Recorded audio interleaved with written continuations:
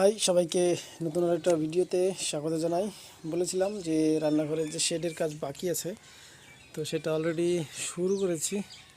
তো অলরেডি এখানে দুটো পিলার যে শেড হবে, সেই শেডের যে পিলার হবে, সেই পিলারটা এখানে ইট কেটে লেবেল করার জন্য ইট কেটের ভিতর দিয়ে ভরা হয়েছে এবং ইট ড্রিল করে এখানে দুই পাশে দুটো রড ঢোকানো হয়েছে এবং এই দুই সাইডে এটার ঝালাই দিয়ে দেওয়া হবে। এখানে থাকছে, এখানে আছে, এখানে আছে এবং নিচে দুটো আছে, এখানে আছে এবং এখানেও আছে। এবং এর সঙ্গে এখানে একটা ওয়েল্ডিং দিয়ে দুটো রড দিয়ে এই যে গর্তটা দেখছেন, এই গর্ততে ঢালাই দিয়ে দেওয়া হবে। সেম প্রকারে এই পার্শ্বে যে সেম প্রকারে দেওয়া হয়েছে, এইখানেও সেইভাবে। এখানে এখনও দেওয়া হয়নি, এখানে ড্রিল করা হয়ে গেছে। এখানে শুধু রড দেওয়া হয়েছে, যেহেতু রড শেষ হয়ে গেছে বা কাটা হয়নি। এখানে ড্রিল করা হয়েছে, এখানেও ড্রিল করা হয়েছে, এখানে দেওয়া হয়েছে রড।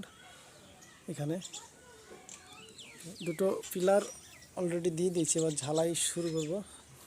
এই রডের সঙ্গে দুটো ঝাল দিয়ে দেবো, যেন ওয়েল্ডিং করে দেবো, যেন এই যে পিলার এটা যেন না নড়ে।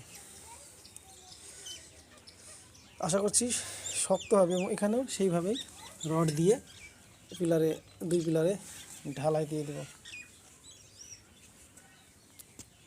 এই যে দুটো পিলার এবং এখানে একটা পিলার। এর যে লোহা স্টিল ব্যবহার করা হবে, সেই অলরেডি নিয়ে এসেছি এবং কেটে রাখা আছে, ভিতরে রাখা আছে ঘরে। যে মাপ করে সব কেটে রেখে দিয়েছি, এখানে রাখা আছে। এখানে শীট, এখানে রাখা আছে কিছু লোহা পাইপ রাখা আছে, এটা চুলার জন্য করা হয়েছে।